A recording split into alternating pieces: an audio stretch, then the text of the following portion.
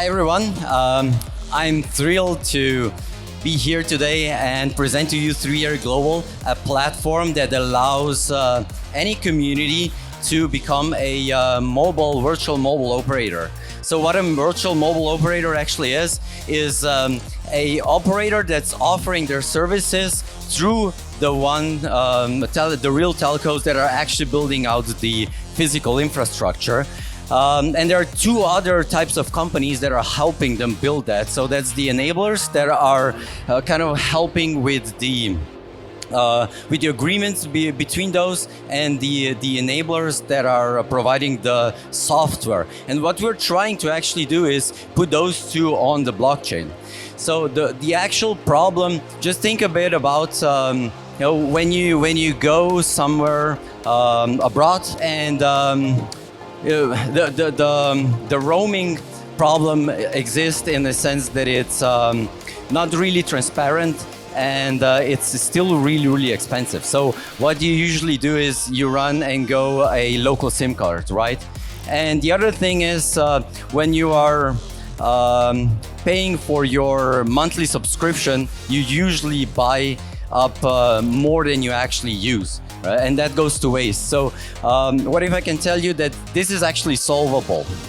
And on the other side, on the community side, there's an option to really and the idea to actually engage with your communities a bit more and also monetize them, right? So there is an option to sell the SIM cards to your communities. And well, how would you go about that right now?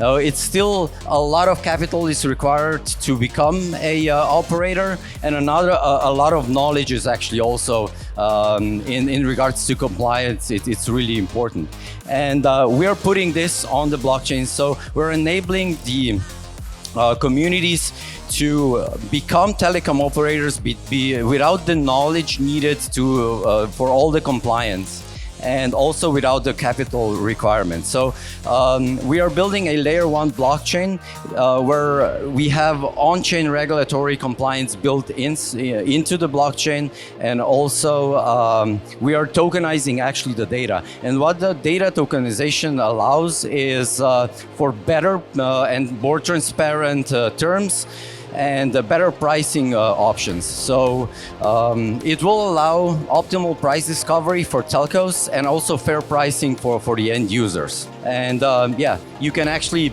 really use only what what you're paying for, or you actually pay for what you're actually using, right? Secondary markets are also a possibility for everyone to then get a part of the telecom business model. Why now? So the telecoms are right now really struggling with finding new revenue streams, and consumers are also seeking better options for their data plans.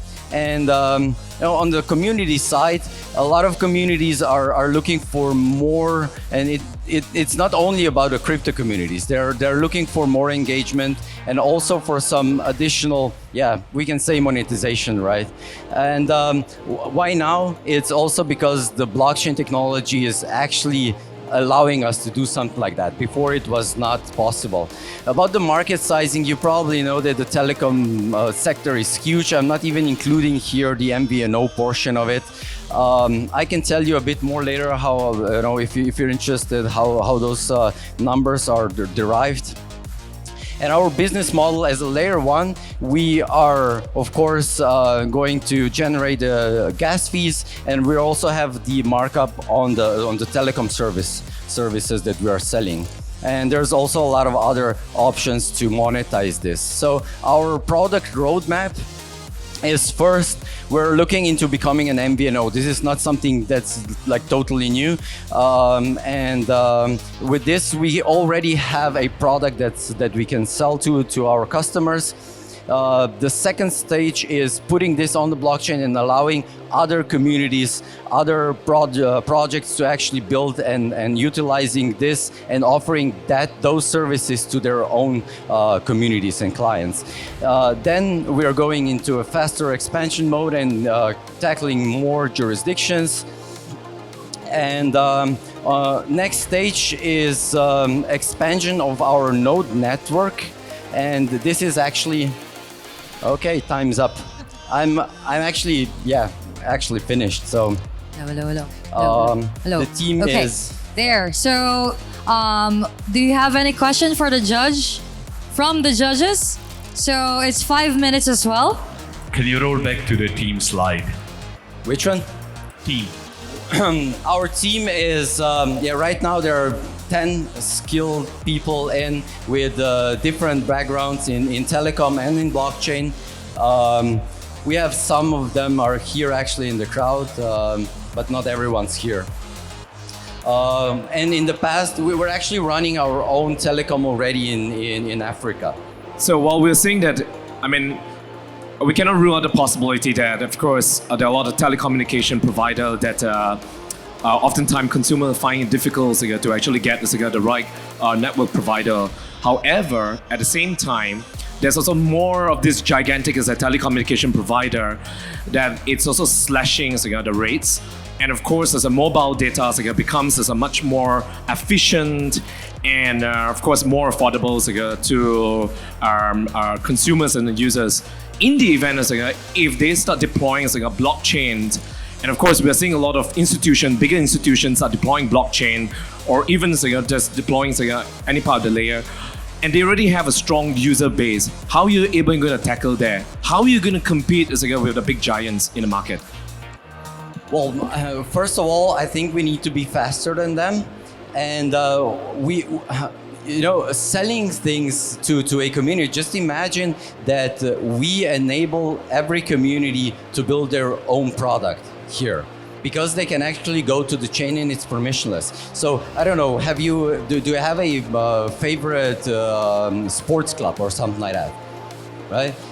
People are usually identifying themselves with some communities, and if that community is its own branding of a SIM card or a product, they'll even be willing to pay probably more, not less. But I think because what we're doing actually drives the costs down, it should also be a better option. So MVNO models, a average MVNO bill is actually half the one of the big giant telecom, and we think we can do this. We can drive this even lower, far lower. Can you share some numbers about the community, please? Our community. So currently we have around 9,000 people in the community. So it's good for a start, but it's not only about our community. It's about every community being able with one click create their own telecom and their own SIM card and selling this to their communities. And out of 9,000, what would be the conversion like to become actual users? Well, it's hard to say how many, but it comes down to, because you actually have the option of creating your own product and pricing it yourself.